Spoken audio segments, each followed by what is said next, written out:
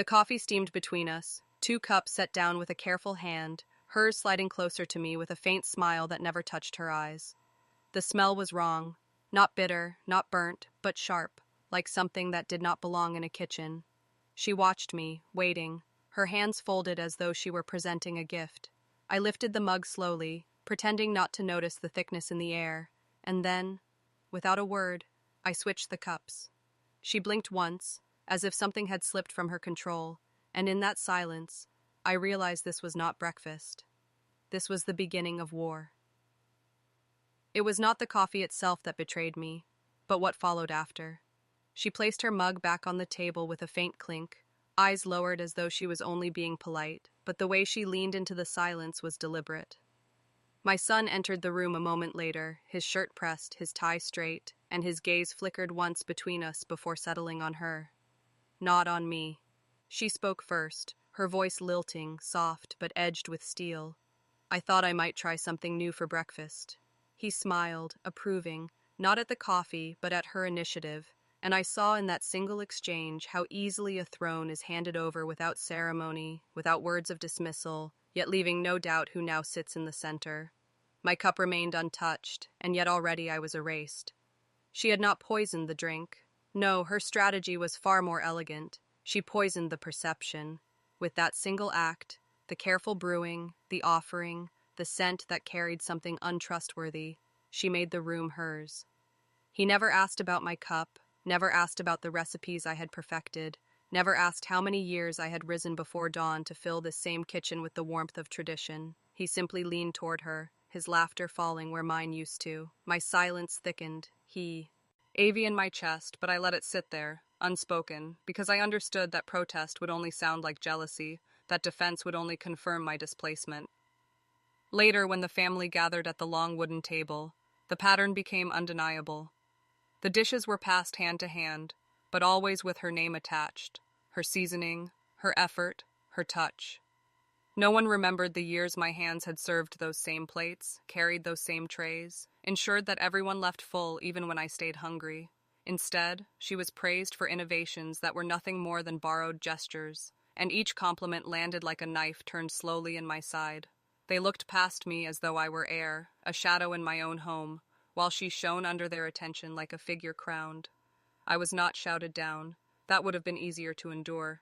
Instead, I was overwritten. Every story I began was interrupted by a softer, fresher voice.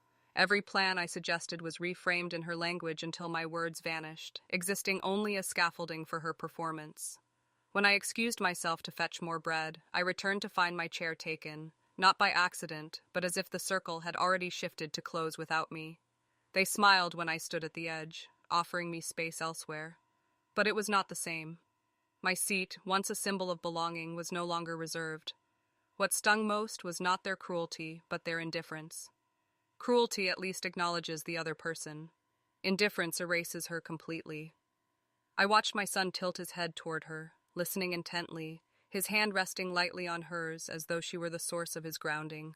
The same gesture he once offered me in his youth when he sought reassurance in crowded rooms. Now it belonged to her. My legacy was not stolen in a single strike, but dismantled piece by piece in plain sight until I was as left holding nothing but silence. By the end of the evening, I realized the odd smell in the coffee was not in the drink at all. It was in the air, the scent of my place in this family being quietly burned away, leaving only smoke where a foundation used to stand. Before the silence, before the erasure, I was the spine of this household, though no one thought to call it that. My days began before the first light, when the world was still hushed and the air clung to me like frost, and I would move through rooms ensuring that everything was in place for everyone but myself. The pattern was simple. Their needs came first, and in making them invisible, I became invisible too. If a shirt was pressed, it was my iron that hissed against the fabric. If a bill was paid, it was my signature hidden in the corner. If a birthday was celebrated, it was my hands that wrapped the gifts, my memory that kept the dates.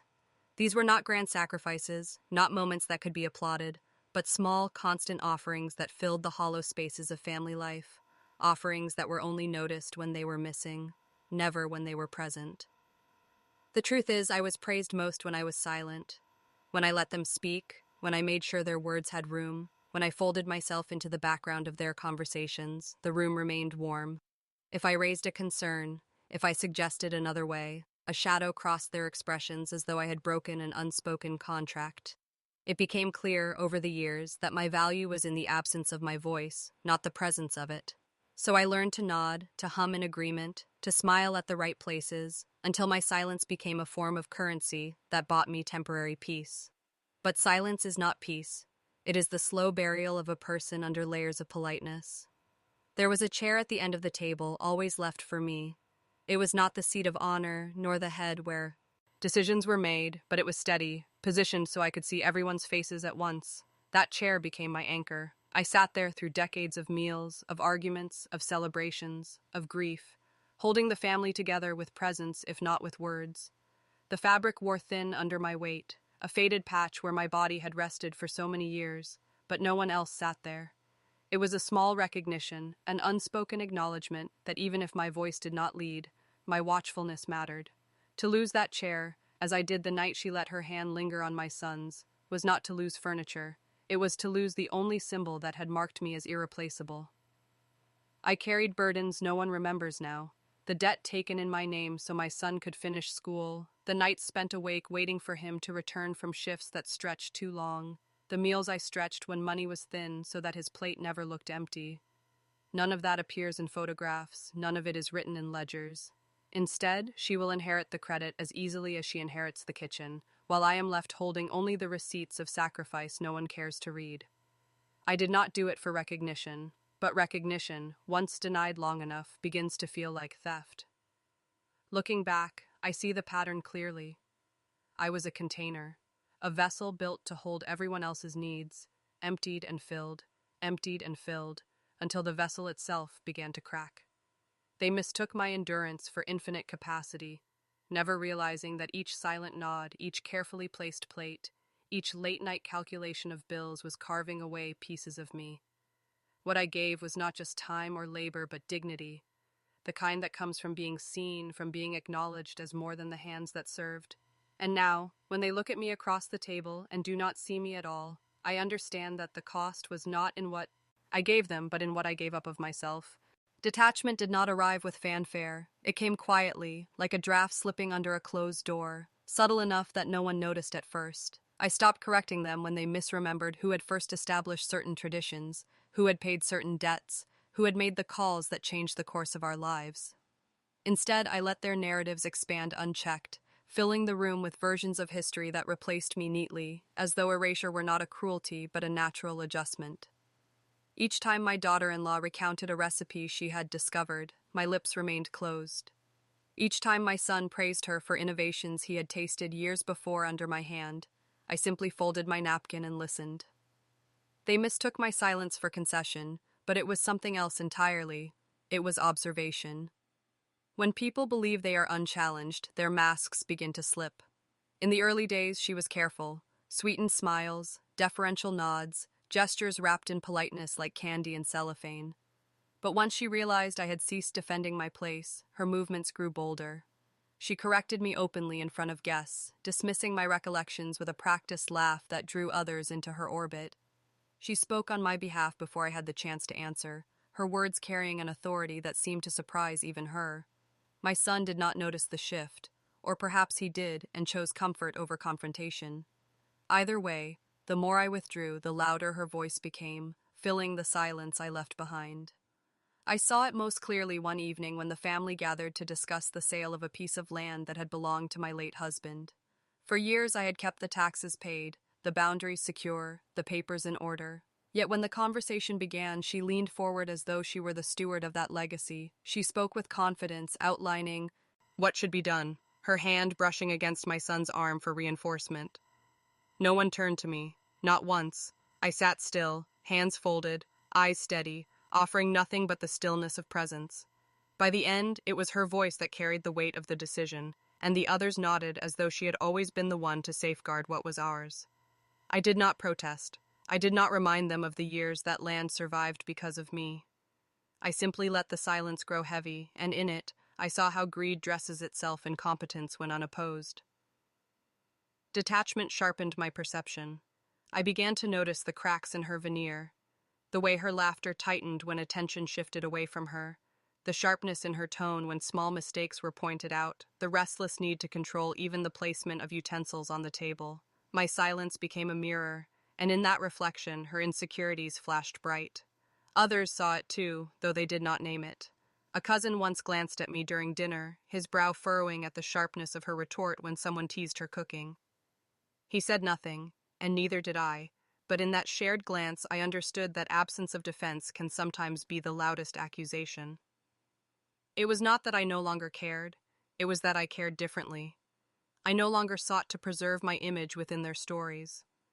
I let the distortions pile up like unbalanced ledgers, knowing that one day the weight of falsehood would collapse under its own strain. My silence was not surrender, but strategy, a withdrawal that left them exposed, their words carrying further than they realized. And while they mistook my restraint for weakness, the truth was that I was carving out a new space, not in their approval, but in clarity. The awe, if it belongs anywhere, belongs not in what I endured, but in what I chose not to do. I did not plead, I did not out. I did not bend myself into smaller shapes to fit their comfort. I simply stopped feeding the machine of validation that had consumed me for years. And in that refusal, their masks began to fracture, revealing faces they could no longer control. The moment arrived not with anger, but with clarity, and clarity is sharper than fury. I did not storm into their conversations, nor did I demand recognition at the table they had already reshaped without me. Instead, I went to the place where memory does not falter, where signatures matter more than sentiment, the office of the notary, the quiet halls where paper carries more weight than voices ever could. For years, the land they discussed so carelessly had been kept in my name, its taxes drawn from my account, its survival tethered to my vigilance. They spoke of selling it as if it were theirs to bargain, never once asking me directly, never once acknowledging that the only reason it remained was because I had kept it alive. So I made a decision that was not revenge, but completion. I signed the land away, not to them, not to her, but to a foundation my husband once admired, one that would use it for scholarships in the very town where he was raised. It was not erasure of heritage, it was preservation of legacy, though not in the way they expected. I left no announcement, no explanation. When the papers were filed, the transfer was final, irrevocable. The land they assumed would become their bargaining chip was no longer theirs to touch. I did not raise my voice, nor did I offer a justification. It was not their approval I sought. It was alignment with the truth I had carried all along. They had mistaken my silence for weakness, but silence can also be a blade, cutting clean through entitlement. With one act, I recalibrated the story. I was not the passive bystander they had reduced me to, nor the relic sitting in a chair that could be replaced. I was the one who still held the authority they had overlooked, the one who understood that the real weight of a family lies in Odin who speaks the loudest, but in who secures the future with quiet precision. The beauty of the strike was in its restraint. I did not strip them of dignity. I did not expose their arrogance in public. I simply redirected the current they had ignored, ensuring it would flow where it could not be corrupted by their pettiness. The Foundation's letter of gratitude arrived weeks later, its words formal yet warm, thanking me for ensuring that generations of students would find doors open where once there had been none. I folded the letter and placed it in a drawer, not as a trophy, but as confirmation. The legacy was safe. My husband's name, my labor, my sacrifices, all of it had been written into something permanent, beyond the reach of her ambition or his forgetfulness. When they learned of the transfer, the silence was louder than any outburst. My son's voice trembled when he asked why I had not told him. I simply looked at him and said, "Because it was already decided." There was no anger in my tone, no bitterness, just finality. He blinked, struggling to reconcile the version of me he had assumed with the one who had acted while he was busy overlooking me.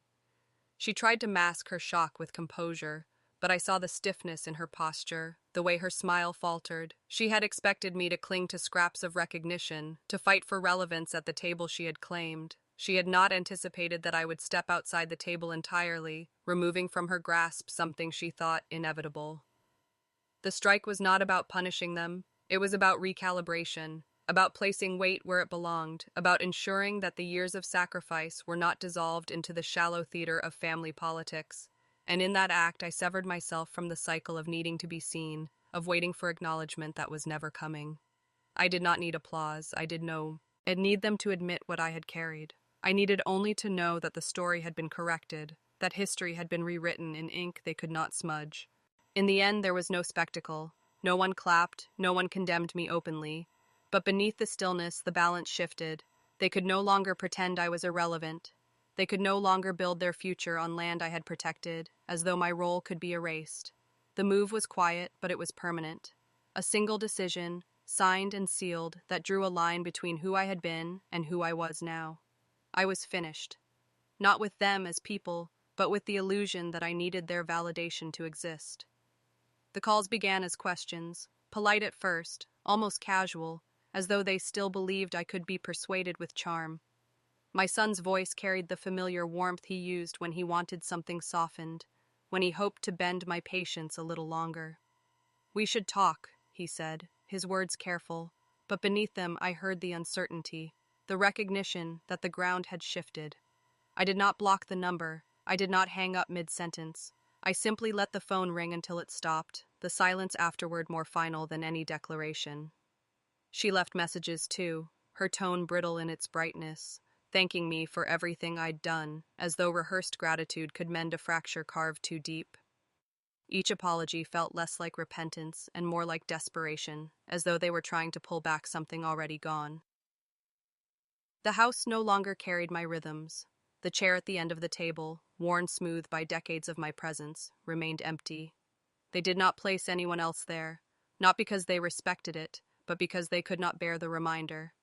I imagine they must have glanced toward it each evening, waiting to see if I might return to fill the space, only to find the fabric untouched, the chair unmoved, as though absence itself had become a permanent guest.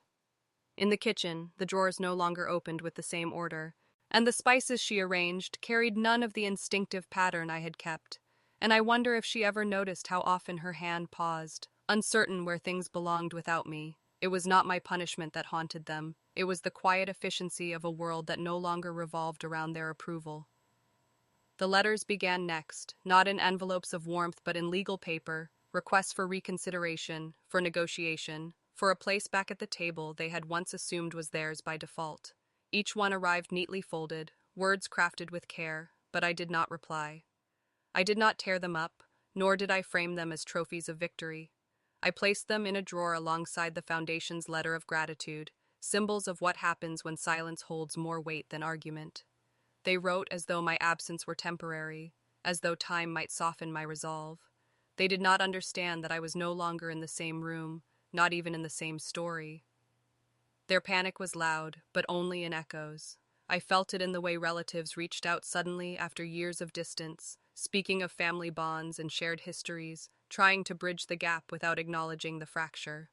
I felt it in the pauses of phone calls, in the hesitations of voices that once carried certainty, but now stumbled over words. But their collapse no longer reached me directly. I had stepped outside the circle they had confined me to, and from that distance, their noise softened into something small, almost faint. Peace, when it finally settled, was not triumphant. It did not come with satisfaction at their desperation. It came in the quiet mornings when I brewed my own coffee, the scent steady and familiar, untainted by suspicion. It came in the freedom of not waiting for validation, of no longer straining to be noticed in rooms that thrived on my invisibility. Their apologies floated in, the air like smoke dissipating before they could ever reach me. They realized eventually that I would not return, not to the chair, not to the table, not to the silence they mistook for obedience. My absence was my final answer, and it spoke louder than anything I could have said.